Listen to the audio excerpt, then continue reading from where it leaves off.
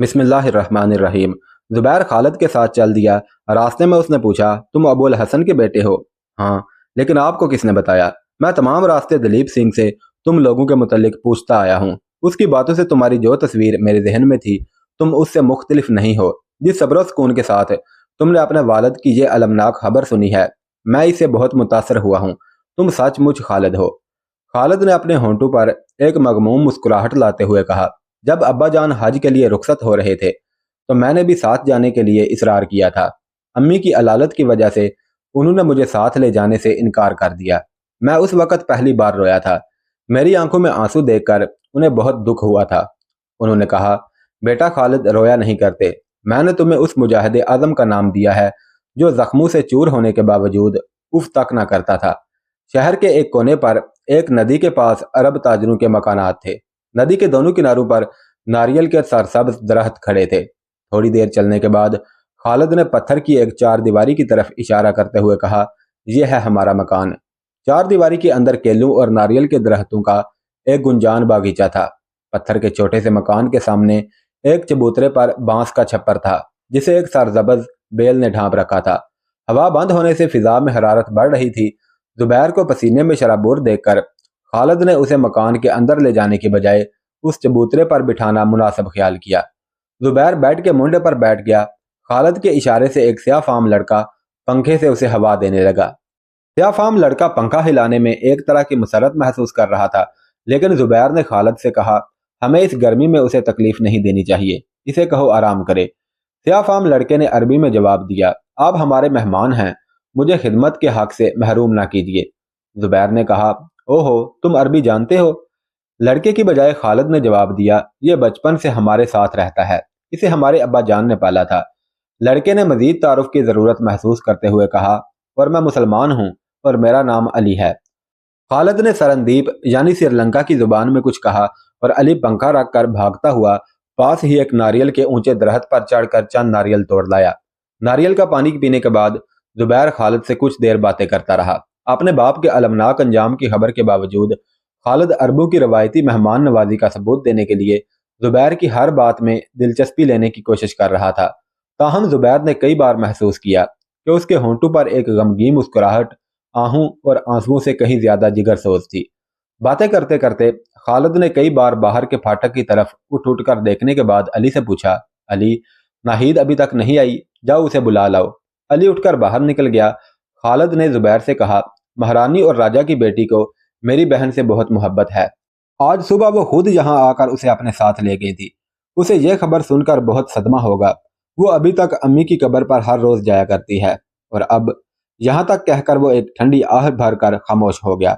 जुबैर ने मगमूम लहजे में पूछा, आपकी वालिदा कब फोत हुई? उन्हें फोत हुए 2 महीने हो चुके हैं। अब्बा के हज पर जाने के बाद वो 6 महीने मौसमी बुखार में मुबतला रहीं, लेकिन उनकी मौत का बायस अब्बा जान का लापता होना था। वो सुबह शाम मकान की छत पर चढ़कर समंदर की तरफ देखा करती थी। जब दूर से कोई जहाज नजर आता तो उनके चेहरे पर रौनक आ जाती। वो मुझे खबर लाने के लिए बंदरगाह की तरफ भेजती और जब मैं मायूस लौटता तो दूर से मेरी शक्ल देखते ही उनकी आंखें पथरा जाती। जिंदगी की आखिरी शाम उनमें जीने पर पांव रखने की हिम्मत ना थी। उनके इसरार पर हम उनकी चारपाई छत पर ले गए। वो तकिए का सहारा लेकर देर तक समुंदर की तरफ टिकटिकी बांध कर देखती रहीं। बदकिस्मती से हमें उस दिन भी कोई जहाज दिखाई ना दिया। मैं नमाज मगरब की अजान सुनकर नीचे उतरा और यहाँ से नजदीक ही एक मस्जिद में चला गया। जब वापस आया तो वो आखिरी सांस ले चुकी थी।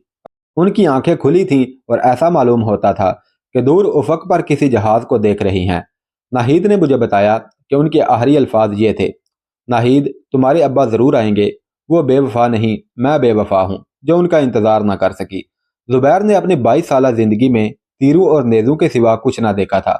वह एक नडर मलाह था और फकत तूफानों से खेलना जानता था। उसकी जुबान मीठे और शीरीं अल्फाज से ना आशना थी। खालिद की बातों से बेहद मुतासर होने के बावजूद वो तसल्ली और तशफ़ी के मौजू अल्फाज तलाश ना कर सका। वो सिर्फ इतना कहकर खामोश हो गया, खालिद, मुझे उनके खतरनाक अंजाम का बहुत दुख है। काश मैं तुम्हारे हिस्से का बोझ उठा सकता। अली भागता हुआ वापस आया और कहने लगा, वो आ रही हैं। जुबैर की निगाहें नादानिस्ता बाहर के दरवाजे पर मरकूज होकर रह गई। नाहिद आई और दूर से अपने भाई के साथ एक अजनबी को देखकर झिझकी, रुकी और चेहरे पर निकाब डाल लिया। एक लम्हा के तवक्कुफ के बाद वो आहिस्ता आहिस्ता कदम उठाती हुई आगे बढ़ी। जुबैर को एक दिलगुदाज आवाज सुनाई दी। क्या ये सही है कि अब्बा जान? फिक्रे का आखिरी हिस्सा हिचकियों में तब्दील होकर रह गया। जुबैर नुस्वानी हुस्न वकार की एक गैर फानी झलक देख चुका था। उसकी निगाहें उसके लिए तैयार ना थीं और पेशतर उसके कि नाहिद का चेहरा निकाब में छुपता उसकी निगाहों का रुख बदल चुका था। वो सामने देखने के बजाय नीचे देख रहा था। जुबैर में बेहद दर्जा की हया वालिदैन और माहौल की तरबियत का नतीजा थी, और इसके अलावा उसके किरदार की सबसे बड़ी खूबी हद दर्जा खुद एतमादी थी। वो लड़कपन में अपने बाप के साथ दूर दराज के ममालिक में चक्कर लगा चुका था। अवाइल शबाब में उसे एक तजर्बाकार जहाज रान माना जाता था। वो दूर दराज के ममालिक में गैर अक़वाम की उन शोहो चंचल लड़कियों को देख चुका था जो मुतासर होने वाली निगाहों की तलाश में फिरती हैं। शाम और फलस्तीन में बेशुमार बेबाक निगाहें उसके मर्दाना हुस्न का एतराफ़ कर चुकी थी, लेकिन उस दौर के आम नौजवानों की तरह वो निगाहें नीची रखने का आदी था। जुबैर जहाज पर सफर के दौरान दलीप सिंह से हर अरब बच्चे के मुतल्लिक सवालात पूछकर अपने जहन में उनकी ख्याली तस्वीर बना चुका था। दलीप सिंह से अबुल हसन और उसके बच्चों के मुतल्लिक जो कुछ वो सुन चुका था, इससे उसका अंदाजा ये था कि अबुल हसन के बच्चे शक्लो शबाहत और आदातो अतवार में बाकी तमाम बच्चों से मुख्तलिफ होंगे। यह उसकी दिलचस्पी की पहली वजह थी। फिर खालिद की जुबानी जो कुछ उसने सुना उसकी दिलचस्पी में इजाफा हो गया, और उसके बाद जब अली नाहिद को बुलाने के लिए गया तो साबका दिलचस्पी के साथ एक हल्की सी खलश का भी इजाफा हो गया। लेकिन उसकी दिलचस्पी की सबसे बड़ी वजह यह थी कि वह उस कौम की एक सितम रसीदा लड़की थी। नाहिद ने फिर कहा, मुझे जवाब दीजिए, क्या ये सच है? आप मुझसे क्या छुपाना चाहते हैं? मैं सुन चुकी हूँ। खालिद ने उठकर आगे बढ़ते हुए जवाब दिया, नाहिद, तकदीर के सामने किसी का बस नहीं चलता। जुबैर ने उसे तसल्ली देने की कोशिश करते हुए कहा, मुझे अफसोस है कि मैं आपके पास कोई खुशी की खबर नहीं ला सका। नाहिद कोई और बात किए बगैर मकान की तरफ चल दी और चंद कदम आहिस्ता आहिस्ता उठाने के बाद भागकर एक कमरे में दाखिल हो गई। खालिद एक लम्हा के लिए तजब्जुब की हालत में खड़ा रहा। बिल आखिर जुबैर की तरफ देखकर बोला, मैं अभी आता हूँ। खालिद भागकर नाहिद के कमरे में दाखिल हुआ। नाहिद बिस्तर पर मुंह के बल पड़ी हिचकियां भर रही थी। खालिद ने प्यार से उसका बाजू पकड़कर सर पर हाथ फेरते हुए कहा, नाहिद, सब्र से काम लो। अली जुबैर के पास थोड़ी देर बेहिसो हरकत खड़ा रहा, फिर आहिस्ता आहिस्ता कदम उठाता हुआ कमरे के दरवाजे तक पहुंचा। नाहिद की आहें सुनकर उसे जमीन की हर शय उदास और गमगीन नजर आ रही थी। वो सहमता और झिझकता हुआ कमरे में दाखिल हुआ और डरते डरते खालिद के बाजू को छूकर बोला, आपा नाहिद क्यों रो रही हैं? खालिद ने उसकी डुबडुबाती हुई आंखें देखकर प्यार से उसके कंधे पर हाथ रखते हुए कहा, अली, अब्बा जान वापस नहीं आएंगे। कमसन बच्चे के मुंह से एक जिगरदोज चीख निकली, नहीं नहीं, ये ना कहिए, वो जरूर आएंगे। खालिद ने कहा, यह दलीप सिंह के साथ आए हैं, उनका जहाज शायद गर्क हो चुका है। अली की आंखों से आंसुओं के चश्मे फूट निकले और वो होंठ भेंच भेंच कर चीहों को जब्त करता हुआ बाहर निकल गया। वो दिल का बोझ हल्का करने के लिए किसी ऐसी जगह जाना चाहता था जहां उसकी आवाज सुनने वाला कोई ना हो, लेकिन बाहर निकलते ही उसने पड़ोस के बहुत से लोग अपने गिर्द जमा कर लिए। थोड़ी देर में अरबों के तमाम बच्चे, औरतें और मर्द खालिद के मकान के सहन में जमा हो गए। लोगों का शोर सुनकर खालिद बाहर निकला और बैक वक्त कई जुबानें उससे मुख्तलिफ सवालात पूछने लगी। तलहा ने आगे बढ़कर सबको खामोश किया और खालिद से पूछा, क्या जहाज के गर्क होने की खबर दुरुस्त है? खालिद ने असबात में सर हिलाया। उसने जुबैर की तरफ देखा और पूछा, क्या ये खबर आप लाए हैं? जुबैर ने जवाब दिया, मुझे अफसोस है कि मैं किसी अच्छी खबर का एलची ना बन सका। तलहा ने पूछा, जहाज कैसे गर्क हुआ?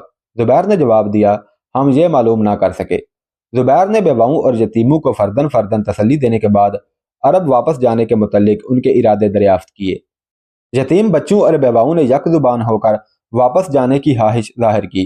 जुबैर देर तक उनके साथ बातें करता रहा। बिल आखिर नमाज असर की अजान सुनकर उसने लोगों के हमरा मस्जिद का रुख किया। तलहा के इसरार पर जुबैर ने इमाम के फ़राइज़ सर अंजाम दिए। जब वो मस्जिद से निकला तो दरवाजे पर राजकुमार और दलीप सिंह खड़े थे। खालिद को देखकर राजकुमार की स्याह और चमकदार आंखें पुरनाम हो गईं और उसने आगे बढ़कर खालिद को गले लगा लिया। दलीप सिंह ने जुबैर से कहा, महाराज ने आपको याद किया है, खालिद तुम भी चलो। जुबैर ने कहा, मैं अभी उनसे मिलकर आया हूँ, कोई खास बात तो नहीं। महाराज के दिल पर अबुल हसन की मौत की खबर ने गहरा असर किया था। उस वक़्त वो आपसे ज्यादा देर बात नहीं कर सके। जुबैर ने कहा, मालूम होता है कि राजकुमार को भी उनके साथ गहरी मोहब्बत थी, उनके आंसू अभी तक खुश्क नहीं हुए। दलीप सिंह ने कहा, हाँ, राजकुमार को बहुत सदमा हुआ है, वो उन्हें बहुत प्यार करते थे। शाही महल की तरफ जाते हुए زبیر کو لوگوں کا ایک ہجوم جلوس کی شکل میں دکھائی دیا۔ دلیپ سنگھ نے کہا، مہاراج آپ کے تحائف اور گھوڑوں کو دیکھ کر پھولے نہیں سماتے۔ ان کے حکم سے گھوڑوں کا جلوس نکالا گیا۔ گھوڑوں کی لگام تھام کر بازار میں چلنے کی عزت ان لوگوں کے حصے میں آئی ہے جو ہماری ریاست کے سب سے بڑے سردار ہیں۔ اگر انہیں ابو الحسن کی موت کا غم نہ ہوتا تو شاید خود بھی اس جلوس میں شرکت کرتے۔ زبیر نے قریب سے دیکھا تو دربار میں سب سے اگلی کرسیوں پر براجمان ہونے والے 8 سردار گھوڑوں کی لگامیں تھامے ہجوم کے آگے آگے چل رہے تھے۔ گھوڑوں کے اوپر جو دوشالے ڈالے گئے تھے وہ بیش قیمت موتیوں سے ارزا تھے۔ راجکمار نے مسکراتے ہوئے زبیر کی طرف دیکھا اور کہا، کیا آپ کے ملک میں بھی گھوڑوں کی یہ عزت ہوتی ہے؟ زبیر نے جواب دیا، نہیں، ہم زیادہ تر ان کے چارے اور پانی کی فکر کیا کرتے ہیں۔ دلیپ سنگھ بولا، یہ گھوڑوں کی عزت نہیں، گھوڑے بھیجنے والوں کی عزت کی جا رہی ہے۔ آسمان پر بادل چھا رہے تھے اور ہوا نسبتاً خوشگوار ہو رہی تھی۔ راجہ محل کی دوسری منزل پر ایک دریچے کے سامنے بیٹھا سمندر کی طرف دیکھ رہا تھا۔ زبیر اور اس کے ساتھیوں کے قدموں کی چاپ سن کر اس نے پیچھے مڑ کر دیکھا اور اٹھ کر زبیر کے ساتھ مصافحہ کرنے کے بعد خالد کی طرف متوجہ ہوا۔ بیٹا، مجھے تمہارے باپ کی موت کا بہت دکھ ہے۔ میرا خیال ہے کہ ان کا جہاز طوفان کے باعث غرق ہو چکا ہے، لیکن اگر یہ ثابت ہو گیا کہ راستے میں کسی نے حملہ کر کے ان کا جہاز غرق کر دیا ہے تو میں اس کی سرکوبی کے لیے اپنے تمام ہاتھی اور سارے جہاز بصرہ کے حاکم کے سپرد کر دوں گا۔ راجہ سامنے کرسیوں کی طرف اشارہ کر کے بیٹھ گیا۔ زبیر اور خالد بھی بیٹھ گئے، لیکن دلیپ سنگھ کھڑا رہا۔ راجہ نے دلیپ سنگھ کی طرف دیکھ کر کہا، بیٹھ جاؤ، تم نے بہت بڑا کام کیا ہے۔ کل سے تم ہمارے دربار میں تمام سرداروں سے آگے راجکمار کے پاس بیٹھا کرو گے۔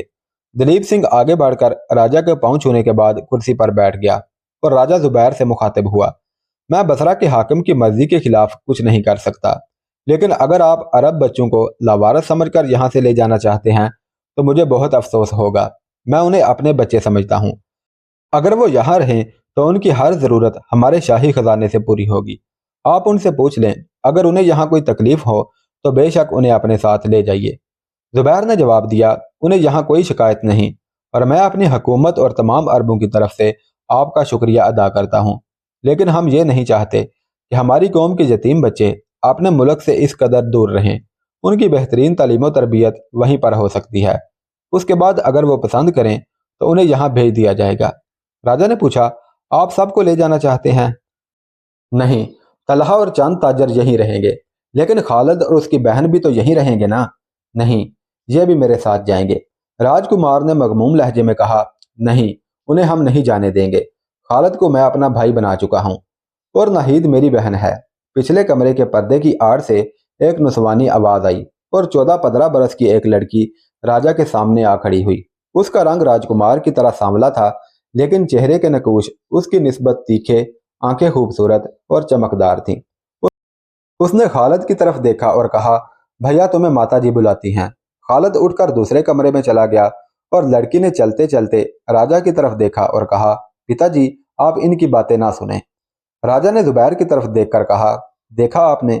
زبیر نے کہا، بہت اچھا، میں ان کی مرضی پر چھوڑتا ہوں۔ خالد تھوڑی دیر بعد سر جھکائے واپس آ کر اپنی جگہ پر بیٹھ گیا۔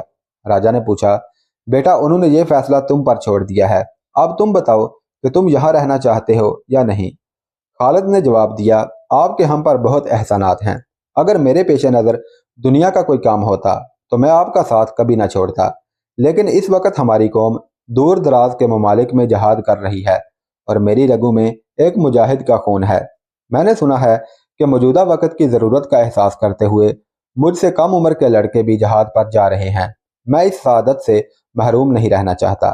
راجہ کچھ دیر سوچنے کے بعد بولا، بیٹا تم ابو الحسن کے بیٹے ہو، اگر تم ارادہ کر چکے ہو تو مجھے یقین ہے کہ تمہیں دنیا کی کوئی طاقت روک نہیں سکتی۔ خوش نصیب ہے وہ قوم جس کی مائیں تمہارے جیسے بچے جنتی ہیں۔ خالد نے کہا، میں چاہتا ہوں کہ آپ مجھے خوشی سے اجازت دیں۔ راجہ نے جواب دیا، ابو الحسن کے بیٹے کی خوشی میری ناراضگی کا باعث نہیں ہو سکتی۔ 10 دن بعد ایک صبح بندرگاہ پر 2 جہاز سفر کے لیے تیار کھڑے تھے۔ ایک جہاز پر زبیر یتیم بچوں اور بیواؤں کو لیے جا رہا تھا اور دوسرے جہاز پر دلیپ سنگھ راجہ کی طرف سے حجاج بن یوسف اور خلیفہ ولید کے لیے ہاتھی، سونا چاندی اور ہیرو کے تحائف لے کر جا رہا تھا۔ ہاتھی تعداد میں 10 تھے۔ راجہ اور ولی عہد زبیر اور اس کے ساتھیوں کو رخصت کرنے کے لیے بندرگاہ تک آئے۔ राजा बेवाओं और यतीम बच्चों में से हर एक को नकद तोहफ दे चुका था। जुबैर को उसने कई चीजें पेश की, लेकिन उसने फकत गेंडे की ढाल पसंद की। रानी अपना मोतियों का बेशकीमत हार सख्त इसरार के बाद नाहिद को पहना सकी। राजकुमारी रुखसत के दिन उसके घर आई और बजिद होकर नाहिद को अपनी हीरे की अंगूठी दे गई। बंदरगाह पर जहाज में सवार होने से पहले राजकुमार ने अबदीदा होकर हालत को गले लगा लिया और अपनी मोतियों की माला उतार कर उसके गले में डाल दी। जहाजों के बाद बांध खोले गए और हवा के झोंके जहाजों को धकेलने लगे। शहर के लोगों ने अपने मेहमानों को आंसुओं और आहों के साथ अलविदा कहा। औरतों के लिए जहाज के अंदर एक कुशादा कमरे के अलावा बालाई तख्ता के एक हिस्से पर भी चिलमने डालकर पर्दे का इंतजाम किया गया था। खालिद इधर उधर घूम फिर कर मलाहों के काम में दिलचस्पी ले रहा था। नाहिद अली के साथ तख्ता जहाज पर खड़ी नारियल के उन बुलंद कामत और सरसब्ज दरख्तों को देख रही थी जिनकी छांव में उसने जिंदगी के बेहतरीन दिन गुजारे थे। सुबह शाम में तब्दील हो गई और सरंदीप का साहिल उफक पर एक हल्की सी सरसब्ज लकीर नजर आने लगा। आहिस्ता आहिस्ता ये लकीर भी शाम के धुंधुलके में छुप गई। वो आंसू जो देर से नाहिद की आंखों में जमा हो रहे थे टपक पड़े। अली भी अपना आबाई वतन छोड़ने पर कदरे मलूल था, लेकिन उसके दिल में खालिद और नाहिद के साथ जाने की खुशी उससे कहीं ज्यादा थी। रात के वक्त मतला साफ था। बच्चे और औरतें अरशे पर खुली हवा में सो गए। नाहिद देर तक आसमान पर चमकते हुए सितारों को देखती रही। चिलमन की दूसरी तरफ खालिद जुबैर और मलाहों से बातें कर रहा था। हाशिम एक 8 साल का लड़का नाहिद के करीब लेटा हुआ था। उसकी माँ फौत हो चुकी थी और बाप अबुल हसन के साथ लापता हो चुका था। हाशिम उठकर बैठते हुए तारीकी में आंखें फाड़ फाड़ कर इधर उधर देखने लगा। नाहिद ने पूछा, क्या है हाशिम? उसने सवाल किया, अली कहाँ है? वो खालिद के साथ मलाहों से बातें कर रहा है। मैं उसे एक बात पूछकर अभी आता हूँ। ये कहकर हाशिम तारीकी में आहिस्ता आहिस्ता कदम उठाता हुआ अली के पास पहुंचा और पूछने लगा, अली, जब जहाज डूब जाता है तो क्या होता है? अली ने भोलेपन से जवाब दिया, समुंदर की तह में चला जाता है। मलाह इस जवाब पर खिलखिलाकर हंस पड़े। हाशिम ने फिर कहा, यह तो मुझे मालूम था। मैं पूछता हूँ, लोग कहाँ जाते हैं? लोगों को मछलियां खा जाती हैं। झूठ, मछलियों को तो आदमी खाते हैं, हाशिम ने कहा। अली ने फिर जवाब दिया, जमीन पर आदमी मछलियों को खाते हैं, लेकिन समुंदर में मछलियां आदमियों को खा जाती हैं। हाशिम कुछ समझा और कुछ ना समझा और वापस आकर अपने बिस्तर पर लेट गया। चंद दिनों के बाद यह जहाज मालाबार के साहल के साथ साथ सफर कर रहे थे। रास्ते में सामान, खुराक और ताज़ा पानी हासिल करने के लिए उन्हें मगरबी साहल की मुख्तलिफ बंदरगाहों पर लंगर अंदाज होना पड़ा और इस दौरान में उन्हें कोई हादसा पेश न आया।